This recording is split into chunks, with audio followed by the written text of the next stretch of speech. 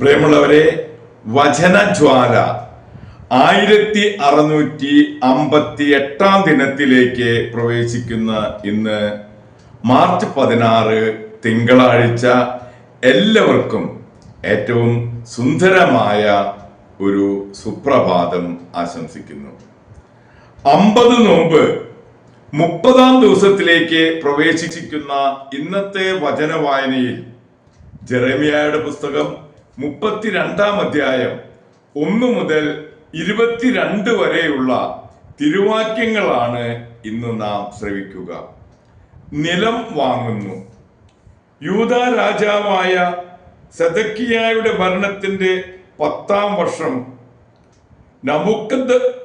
നബൂഖദ്നേസറിന്റെ വാഴ്ചയുടെ 18-ാം വർഷം കർത്താവിൽ നിന്ന് ജെറമ്യായ്ക്ക് അരുളപ്പാടുണ്ടായി.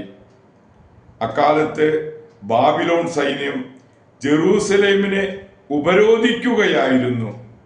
അന്ന് ജെറമ്യ പ്രവാചകൻ യൂദാ രാജാവിന്റെ കൊട്ടാരത്തിനോടനുബന്ധിച്ചുള്ള കാരാഗ്രഹത്തിലായിരുന്നു.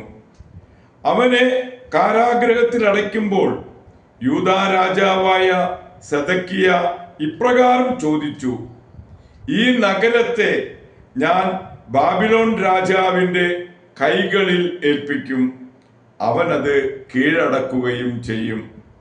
കൽദായരുടെ കയ്യിൽ നിന്നും യൂദാ രാജാവായ സെദക്കിയ രക്ഷപ്പെടുകയില്ല, ബാബിലോൺ രാജാവിന്റെ കൈകളിൽ അകപ്പെടുക തന്നെ ചെയ്യും. അവനെ നേരിൽ കാണുകയും സംസാരിക്കുകയും ചെയ്യും. അവൻ സെദക്കിയയെ ബാബിലോണിലേക്ക് കൊണ്ടുപോകും. ഞാൻ അവനെ സന്ദർശിക്കുന്നത് വരെ അവൻ അവിടെ ആയിരിക്കും. നിങ്ങൾ കൽദായരോട് യുദ്ധം ചെയ്താലും വിജയിക്കുകയില്ല എന്ന് കർത്താവ് അരുളി ചെയ്യുന്നു എന്ന് നീ എന്തിന് പ്രവചിച്ചു? ജെറമ്യ പറഞ്ഞു: കർത്താവ് എന്നോട് അരുളി ചെയ്തു, നിന്റെ പിതൃ സഹോദരനായ ഷല്ലൂമിന്റെ പുത്രൻ ഹനാമേൽ അനാത്തോത്തിലുള്ള എന്റെ സ്ഥലം വാങ്ങുക, അത് വാങ്ങാനുള്ള അവകാശം നിന്റേതാണ് എന്ന് നിന്നോട് വന്ന് പറയും.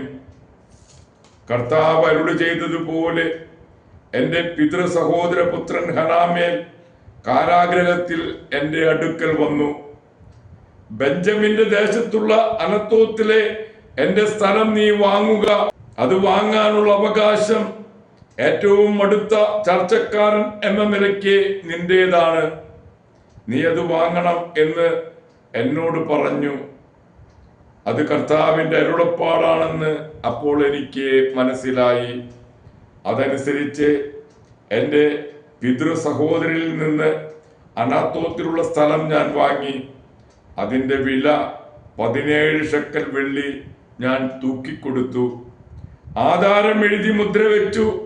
സാക്ഷിയെ ഒപ്പുവെച്ച ശേഷം വില തുലാസിൽ വെച്ച് തൂക്കി അവന് കൊടുത്തു. അങ്ങനെ നിയമവും നാട്ടു നടപ്പും അനുസരിച്ച് മുദ്ര വെച്ച ആധാരവും അതിന്റെ പകർപ്പും ഞാൻ വാങ്ങി.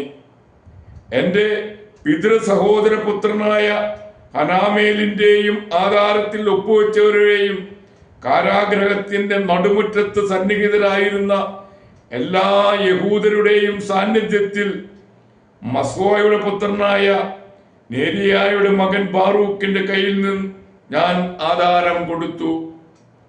അവരുടെ സാന്നിധ്യത്തിൽ ഞാൻ ബാറൂക്കിനോട് പറഞ്ഞു: ഇസ്രായേലിന്റെ ദൈവമായ കർത്താവ് അരുളി ചെയ്യുന്നു, മുദ്രവെച്ച ആധാരവും അതിന്റെ പകർപ്പും ഏറിയ കാലം ഭദ്രമായിരിക്കേണ്ടതിന് ഒരു മൺഭരണിയിൽ സൂക്ഷിക്കുക. ഈ ദേശത്ത് വീടുകളും വയലുകളും മുന്തിരിത്തോട്ടങ്ങളും ഇനിയും ക്രയവിക്രയം ചെയ്യുമെന്ന് ഇസ്രായേലിന്റെ ദൈവമായ സൈന്യങ്ങളുടെ കർത്താവ് അരുളി ചെയ്യുന്നു. ആധാരം നേരിയായുടെ മകൻ ബാറൂക്കിന്റെ കയ്യിൽ ഞാൻ കൊടുത്തതിന് ശേഷം ഞാൻ കർത്താവിനോട് പ്രാർത്ഥിച്ചു: ദൈവമായ കർത്താവേ, അങ്ങാണ് ശക്തമായ കരം നീട്ടി ആകാശവും ഭൂമിയും സൃഷ്ടിച്ചത്. ഒന്നങ്ങേക്ക് അസാധ്യമല്ല.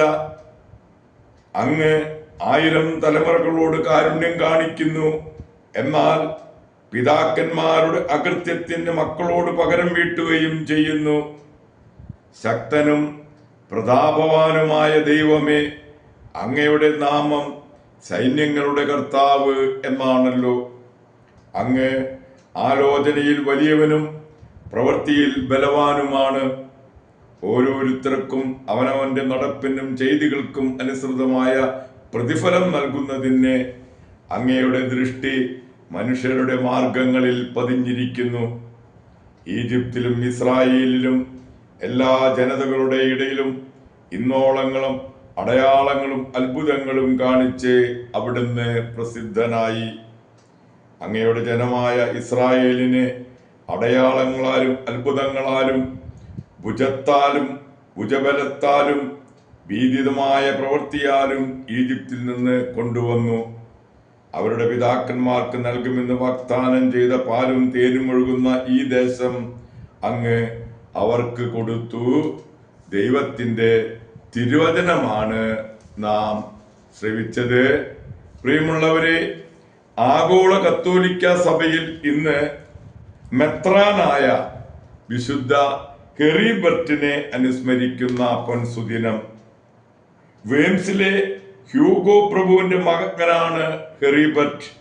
കത്തീഡ്രൽ സ്കൂളിൽ വിദ്യാഭ്യാസം നേടി 994 24-ാം വയസ്സിൽ അദ്ദേഹം വൈദികനായി.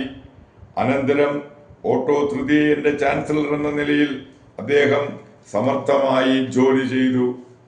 999 കൊളോൺ ആർച്ച് ബിഷപ്പായി നിയമിതനായി.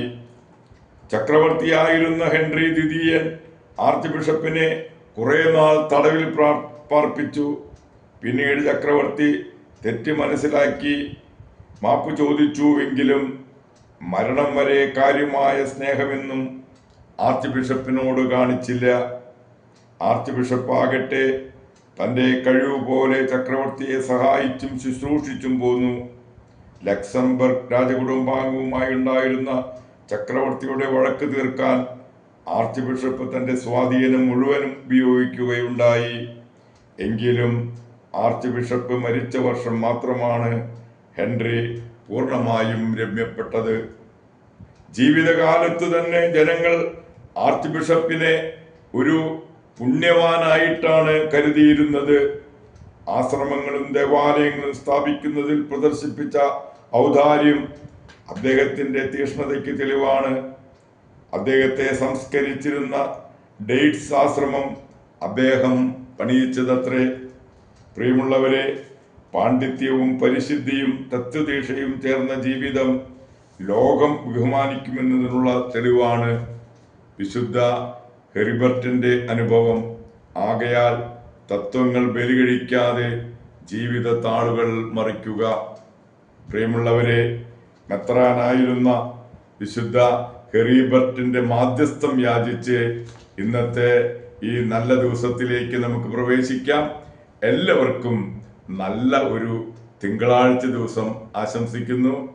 ദൈവം നമ്മെ ഓരോരുത്തരെയും സമൃദ്ധമായി അനുഗ്രഹിക്കട്ടെ.